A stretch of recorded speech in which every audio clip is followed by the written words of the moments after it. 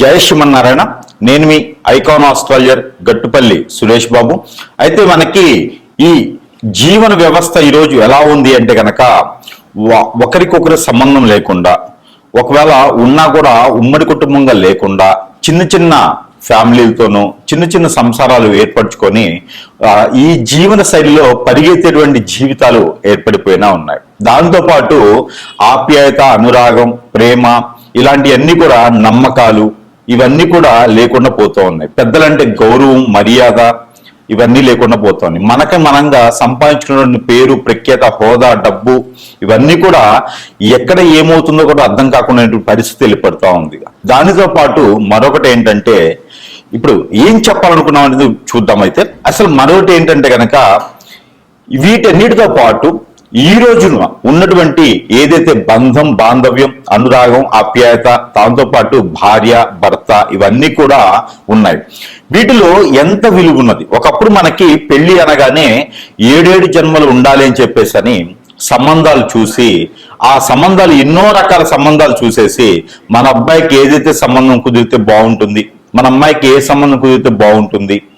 దీంట్లో మొదటిగా వారు అడిగేది ఏంటంటే 7 తరాలు చూస్తారు. వెనక 7 తరాలు, ముందు 7 తరాలు చూసేటువంటి జీవితం కొనసాగుతూ ఉంటుంది. అమ్మాయి తరపున బాగుందా, వారి ఫ్యామిలీ అంతా కూడా అన్యోన్యంగా, ఉన్నతంగా, భార్యలతో పాటు భర్తలు, భర్తలతో పాటు భార్యలు ఉన్నారా, ఇంట్లో ఏమైనా గయ్యాలీలు ఉన్నారా, ఏమైనా ఇబ్బంది పెట్టేవారు ఉన్నారా, ఇన్ని రకాలు చూస్తున్నారు. అబ్బాయి తరఫున కూడా వీరి వంశం వృద్ధి అవుతుందా, ఎలాంటి ఇబ్బందులు ఏమైనా కలుగుతున్నాయా, పిల్లలు బాగా సంతానం కలుగుతుందా, వీరి జీన్స్ అంతా కూడా ఎవరైనా 2-3 పెళ్లిళ్ళు చేసుకొని ఉన్నారా, ఎవరైనా దేశాల మీద పోయి ఉన్నారా, ఇవన్నీ కూడా ఆరా తీసుకొని 7 తరాల ముందు 7 తరాల వెనక్కి కూడా మనం చూసుకొని ఆ ఒక విధంగా పెళ్లి చేసే సాంప్రదాయం మనకి పూర్వకాలంలో ఉండేది. ఆ తర్వాత అది జనానికి బోరేసిందా, లేకపోతే కొత్తదనం కావాలనుకుంటున్నారో కానీ బంధాలు మార్పులు అనేది, బాంధవ్యాల్లో మార్పులు అనేది, ఒక బంధం ఏర్పడింది, ఎవరో తెలియని అమ్మాయి మన ఇంటికి వచ్చింది, ఎవరో తెలియని వ్యక్తి మన ఇంటికి వచ్చారు అంటే వారి యొక్క విలువ అనేది ఈ రోజుల్లో లేకుండా పోయింది. దానికి ముఖ్యమైనటువంటి కారణం ఏమిటంటే డబ్బు, వ్యామోహం, అతి దృష్టి, అనావృష్టి, అంటే కోరికలు. అంటే ఇప్పుడు పేరెంట్స్ కావచ్చు, పిల్లలకు కావచ్చు, వారు చదివినటువంటి చదువులకి తగ్గోడు రావాలని, ఇంకా మా అమ్మాయి చిన్నది, మా అబ్బాయి చిన్నదని, ఇలాగా ఆస్తులు బాగా ఉండాలని, టుంగుటియాల్లో ఊపాలని, అలాగా ఇంకా విదేశాల్లో స్థిరంగా ఉండాలి అని, ఇలాగ వారికి ఒక్కొక్క రకమైనటువంటి కోరికల వలన ఈ పిల్లల్లోనూ ఉన్నటువంటి అన్ని కోరికలు అణచడం అనేది పెద్దల సమస్య అయితే, కొంతమందిలో ఉండలేక ఈ పిల్లలు కూడా ఎవరైనా బాగుండి పిల్లలకి తెలియదు కాబట్టి కళ్ళకి నచ్చిన వారిని చేసుకోవటమా, మోహించడమా, లేకుంటే గనక ప్రేమించడమా చేసి పెళ్లిళ్ళు చేసుకునే విధానానికి మన జీవన శైలి మొదలైంది. దాని తర్వాత లివింగ్ రిలేషన్, అంటే ఒక బంధము, బాంధవ్యం లేకుండా లివింగ్ రిలేషన్ లాంటివి మొదలైనవి. ఇక రానున్న కాలంలో ఎలాంటి వైపరీత్యాలకి దారి తీస్తుందో కానీ తెలియదు. అంటే మనకి ఎక్కడైతే ప్రకృతికి వైపరీత్యాలు ఉంటాయో అదే రకమైన వైపరీత్యాలు బంధాలు, బాంధవ్యాల్లో కూడా కొనసాగుతూ ఉన్నాయి. ఇక కొన్ని రాష్ట్రాల్లో చూస్తే అసలు విలువలు, వాల్యూస్ కూడా లేకుండా పోతా ఉన్నాయి. మన తెలుగు రాష్ట్రాల వీరి సైతం కూడా ఏంటంటే పిల్లలకి కోరికలు, ఆశలు ఎక్కువైపోవడం వలన, వారిలో ఈ యొక్క చైతన్యం ఎక్కువ వచ్చిందని అనుకుంటాం వలన, వారికి తెలియంది ఏమి లేదు అనుకోవడం వలన, పెద్దల యొక్క అనురాగం, ఆప్యాయతకి దూరం అవడం వలన, అలానే పెద్దలు చెప్పే మాట వినకపోవటం వలన, వీరే గొప్ప అని అనుకోవటం, ఎవరి మాట వినకపోవటం వలన ఇలాంటి తప్పుదాయాలు కొన్ని అయితే కొనసాగుతూ ఉన్నాయి. దాంట్లో ముఖ్యంగా రెండో పెళ్లి, అంటే అసలు రెండో పెళ్లి అని చెప్పడానికి కూడా లేదు.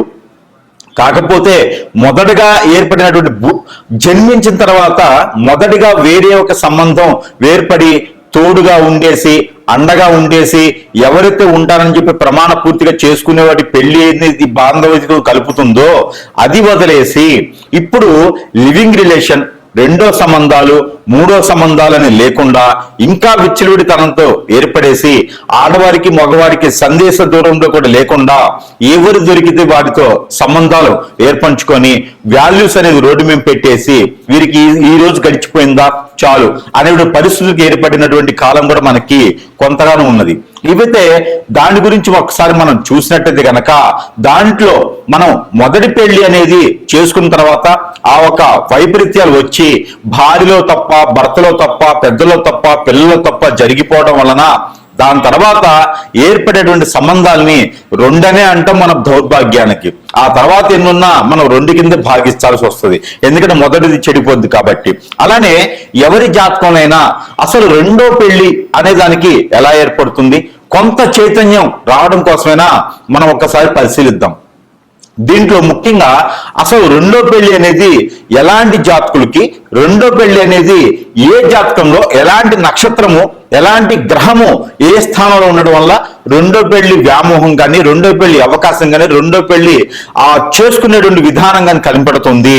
అసలు రెండో పెళ్లి లేకుండా రిలేషన్షిప్ ఏమైనా ఉన్నాయా, ఎలా కనిపెట్టవచ్చు, ఎలా గమనించవచ్చు, వీరిని మనం ఎలా పసిగట్టొచ్చు, ఎలా అరికట్టొచ్చు, దీనికి పరిష్కార మార్గం ఏంది ఒకసారి మనం గమనిస్తే గనక ఆ విషయంగా మనం రాసుల పరంగా ఇప్పుడు ద్వాదశ రాసుల్లో ఏ రాశి వారికి ఎలా ఎలా స్థానాల్లో ఉంటే రెండో పెళ్లి జరుగుతుంది, వారికి విజ్ఞాన నిమిజ్ఞాలు ఏంటి, వారి యొక్క పరిహార మార్గాలు ఏంటి, ఇవి ఒకసారి మనం పరిశీలిద్దాం. ద్వాదశ రాశుల్లో ఒకటి మిథున రాశి. మిథున రాశి వారికి అదృష్టం ఎలా ఉంటుంది అంటే గనక వీరిని అట్రాక్ట్ చేసేటువంటి తత్వం అయితే ఎక్కువగానే ఉంటుంది. కానీ వీరు ఎక్కడుండాలి, ఎంతవరకు ఉండాలి అనేది వారికి మాత్రమే తెలుసుకునే విధంగా ఉంటుంది. అది వీటి వాళ్ళకి అర్థం కాదు. కాబట్టి భార్య అయినా భర్త అయినా మిథున రాశిలో ఉన్నారు అంటే వారితో చాలా నేర్పునితనంగా, చాలా నైపుణ్యంగా, చాలా జాగ్రత్తగా వ్యవహరించాలి. ఎందుకంటే వారు బయటికి కనిపించేటువంటి విధంగా ఉండరు. దానికి తగ్గట్టుగా గోచార ప్రకారంలో కనుక మీకు దాంట్లో 6వ స్థానంలో కనుక రవి కానీ, 6వ స్థానంలో బుధుడు గురువు కానీ, లేదా 9వ స్థానంలో గురువు శని కానీ ఉన్నారా అంటే ఇక చేసుకున్న వారైతే ఖచ్చితంగా లొంగి ఉండాల్సిందే. ఎందుకంటేనేమో వారి మీద గురుదశ కానీ, శని బలం కానీ ఎక్కువగా ఉంటుంది. ఇంకోటి కుజుడు కనుక వాళ్ళ దాంట్లో 2, 4, 6వ స్థానంలో ఉండి వారి మీద గురుబలం శనితోడు ఉన్నాడా ఇక ఖచ్చితంగా చేసుకున్న వారికి అయితే రెండోది కాదు కదా, ఎటు బయటికి వెళ్ళేదానికి కూడా అవకాశం ఉండదు. కాబట్టి వారిలో ఉన్నటువంటి ఆలోచన బయటికి తీసేదానికి ఎంతైతే ఆలోచించాలో వారి తరం కాదు. ఎందుకంటే కనుక ఈ యొక్క రాశి వారు ఎవరైతే ఉన్నారో ఈ మిథున రాశి వారు ఖచ్చితంగా ఎదుటి వాళ్ళని అట్రాక్ట్ చేసే విధంగా ఉంటారు. అది వారికి అర్థం అవక ప్రపోజల్ చేయడం కానీ, నన్ను ప్రేమిస్తున్నారు అనుకోవడం కానీ వారి మూర్ఖత్వం. కాబట్టి వారిలో నుంచి ఏ విషయాన్ని బయటికి తీయలేరు, వారు మాట్లాడేదానికి సగం కూడా బయటికి రాదు. కాబట్టి వారి ఆలోచన విధానం ఎవరి తరం కాదు బయటికి తీయడం. కాకపోతే ఒకటి ఉంది, మిథున రాశి వారు ఎవరైనా సరే లవ్ కానీ, ప్రేమించి కానీ మనస్ఫూర్తిగా ఉంది అంటే వారిని వదులుకోవడం కానీ, తట్టుకోవడం కానీ, వారి ప్రేమకి ఎవరైనా సరే దాసోహం అవ్వాల్సిందే. ఎంతటి మన్మధుడైనా, ఎంతటి వైపరీత్యం చెందినటువంటి శుక్రుడి గ్రహం ఉన్నా, ఎంతటి వాళ్ళైనా సరే వారి ప్రేమకి, వారి అట్రాక్షన్ కి దాసోహం ఖచ్చితంగా అవుతారు. కాబట్టి మిథున రాశిలో ఉన్న వారికి వారి ఆపోజిట్ లో ఉన్న పర్సన్ కి అయితే ఖచ్చితంగా వారి తరం కాదు. అందుకొని మిథున రాశిలో ఉన్నటువంటి భార్యనా భర్తేనా మిథున రాశిలో ఉన్న వారికి మాత్రం ఉంటుంది. కానీ వారిని నమ్ముకొని ఇంటికి వచ్చిన భార్యకి ఉండదు, వారిని నమ్ముకొని బాధ్యత తీసుకున్న భర్తకి ఎఫ్ఐఆర్స్ కానీ, రెండో సంబంధంగా పెట్టుకునేటువంటి అదృష్టం వారి సొంతం కానే కాదు. వారికి బానిస బలి అవ్వాల్సిందే ఉంటుంది. కాబట్టి దాంట్లో ఒకటి అనుమానంగా లేకుండా ఒకటి గమనించుకోవాల్సిన విషయం ఏంటంటే ఈ మిథున రాశిలో ఉన్న వారు ఏం చేస్తారంటే కనుక బాధ్యత రహితంగా అయితే ఉండరు, బాధ్యత పూర్తిగా ఉంటారు. దానితో పాటు ఇంకొకటి వారిలో శని ఒక మహర్దశ కానీ, శని ఒక దశ కానీ ఉన్నప్పుడు వారిలోని భర్త కావచ్చు, భార్య కావచ్చు మార్పులు రావడం, అందులో వీరికి చంద్ర మహర్దశ బాగా కలిసి వస్తుంది. వీరికి గురు మహర్దశలో పెళ్లి అనేది చేస్తే ఖచ్చితంగా అది వారు జీవితం ఒకటే కాకుండా 7 తరాల పాటు స్వచ్ఛశ్యామలంగా ఉండేటువంటి విధంగా ఉంటుంది. 7 తరాలు అంటాం కదా మన పూర్వీకుల్లో, ఆ 7 తరాలకు వీరికి బాగుంటుంది. గురుబలం కానీ లేదా గురు మహర్దశ, గురు అంతర్దశలో కనుక వీరికి పెళ్లి కావాలి.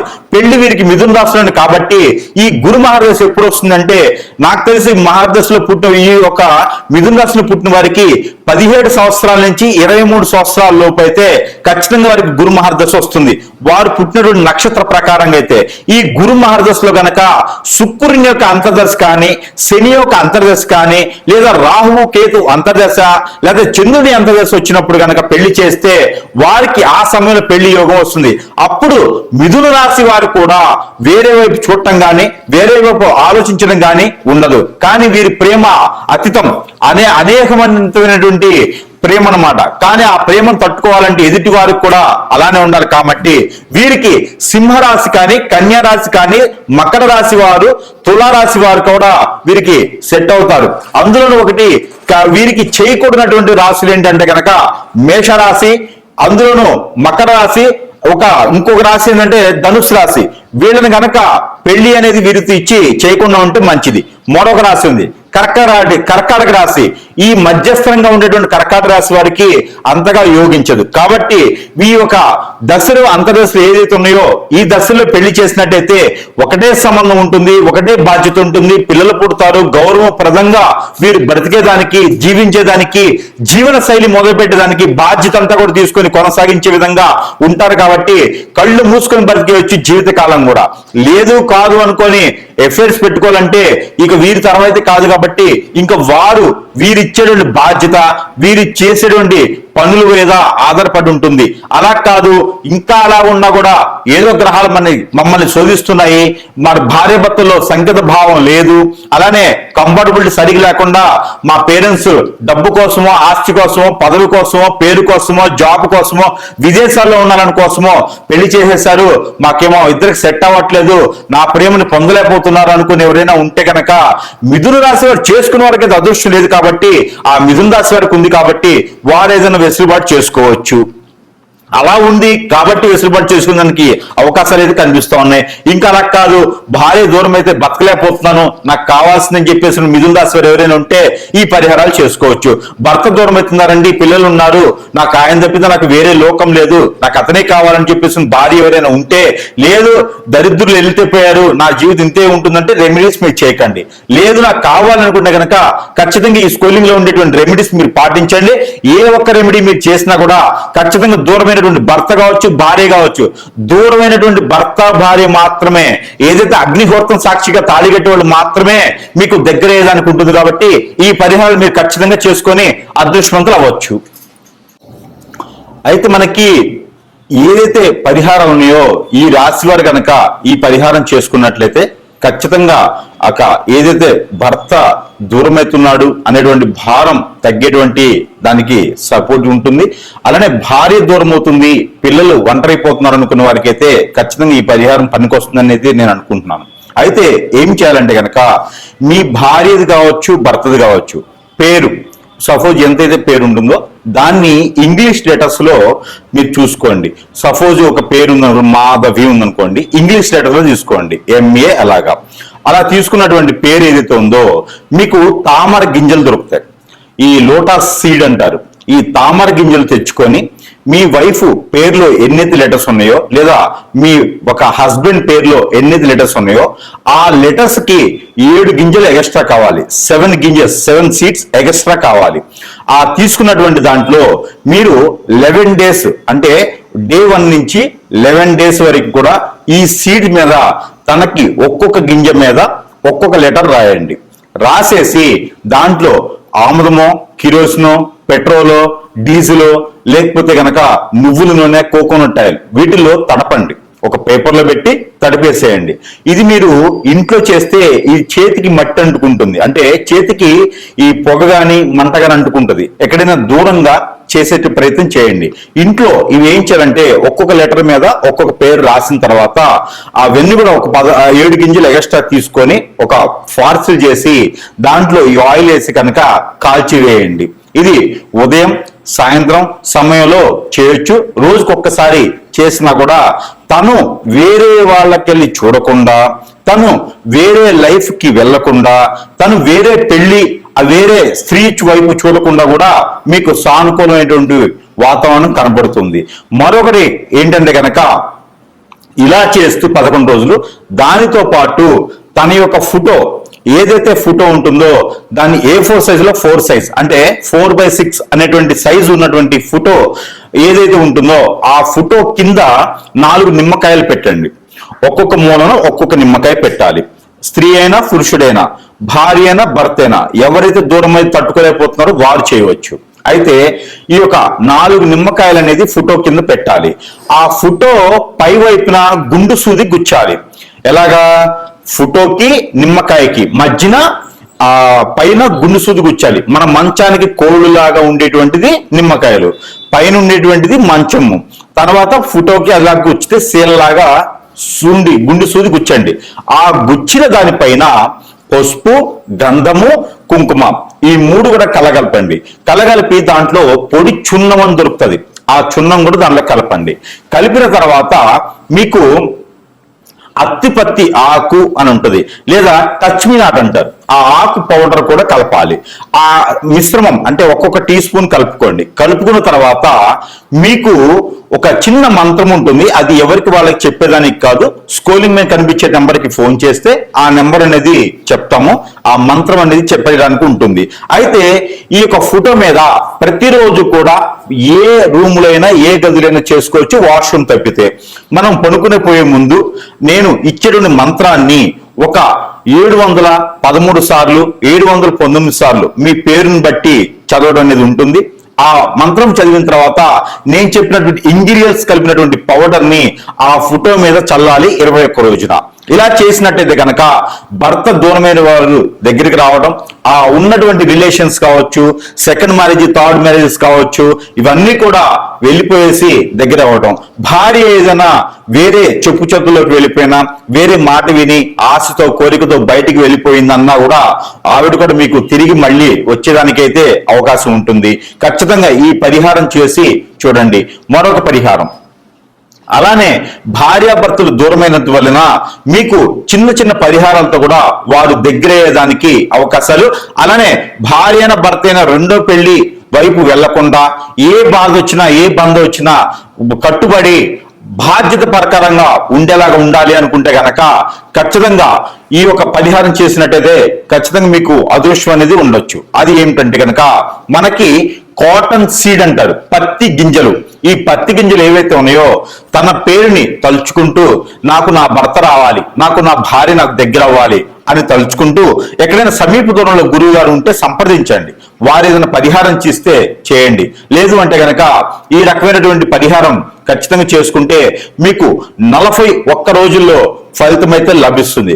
41 రోజులు చేసిన తర్వాత ఫలితం రాలేదు అంటే గనక ఖచ్చితంగా వస్తుంది. మరో 15 రోజులు ఆగండి. 41 రోజు చేస్తే సరిపోతుంది. మనము ఒక అమ్మవారికి కానీ స్వామివారికి కానీ దీక్ష చేస్తే కూడా ఖచ్చితంగా దాని ప్రతిఫలం ఎన్నో సంవత్సరాలు పడుతుంది. కానీ మనసు మైండ్ మారినట్టు తర్వాత భార్య అయిన భర్త అయినా దూరం అయ్యారు అంటే అది ఇంకొక చెంతకి చేరుతున్నారని అర్థం. ఆ చెంత నుంచి మళ్ళీ మన వైపు రావాలి అంటే గనక మనలో ఉన్నటువంటి లోపాలు ఏమున్నాయో అవన్నీ కూడా మారేటువంటి ప్రయత్నం చేయాలి మొట్టమొదటిసారిగా.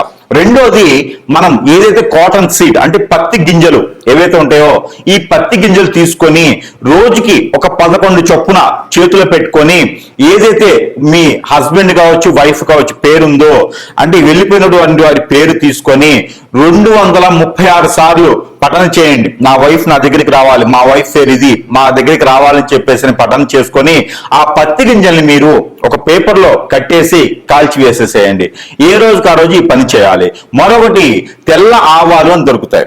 ఈ తెల్ల ఆవాలు గసగసాలు అవొక టీ స్పూను ఇవొక టీ స్పూను తీసుకొని మీరు మీ చుట్టూతా దిష్టి తీసేసుకొని ఆ దిష్టి తీసుకుని చేతిలో పెట్టుకున్న తర్వాత నా వైపు నా దగ్గరికి రావాలి, నేను చేసిన తప్పులేమంటే క్షమించాలి, నేను మళ్ళీ అలాంటివి చెయ్యను అని చెప్పేసి మనస్ఫూర్తిగా మీ కులదైవానికి ఇష్టదైవానికి కొలుచుకొని కనుక మీరు ఏదైనా మీకు నచ్చినటువంటి అమ్మవారికి స్వామివారికి ముడుపు మొక్కుబడి చేసుకొని కనుక మీరు ఈ ఆవాల్ని ఈ యొక్క గసగసాల్ని పెనం ఉంటుంది కదా ఇంట్లోను, ఆ పెంక మీద లైట్ గా ఏమి వేయకండి, ఆయిల్ లాంటి ఏమి వేయకుండా ఆ మూకుడు మీద లైట్ గా ఫ్రై చేసేసి పడివేయండి. ఇలా చేయండి. ఇలా చేస్తే ఖచ్చితంగా మీకు దూరమైనటువంటి భర్త మీకు దగ్గర వస్తారు, మీకు దూరమైనటువంటి భార్య మీకు దగ్గర వస్తుంది ఖచ్చితంగా. ఈ తర్వాత వచ్చేసి మీకు చిన్న దువ్వ ఉంటుంది, మనకి బయట దువ్వ ఉంటుంది. దువ్వ అంటే మనకి బయట మట్టిలోని జల్లెడ పెట్టినటువంటి దువ్వ మెత్తగా పౌడర్లా ఉంటుంది. అదొకటి తీసుకొచ్చుకొని, మనకి చిన్నప్పుడు చదువుకున్నటువంటి పలకలు ఉంటాయి, మనకి ఒకప్పుడైతే మట్టి పలకలు ఉండేవి, ఇప్పుడు ప్లాస్టిక్ పలకలు ఉంటూ ఉన్నాయి అన్నమాట. పలక అంటే మనం రాసేటువంటి బోర్డు, అలాంటి పలక తీసుకొచ్చుకొని దానిపైన మీ యొక్క శ్రీమతి పేరు కానీ మీ యొక్క భర్త పేరు కానీ రాసుకోండి. ఎవరైతే దూరమయ్యారో వారి పేరు రాసి ఆ దువ్వ ఏదైతే ఉందో దానిపైన పోయండి. దానిపైన పోసి 3 రోజులు మీ మంచం కింద పెట్టేసేయండి, ఏదైనా కవర్లో పెట్టేసి.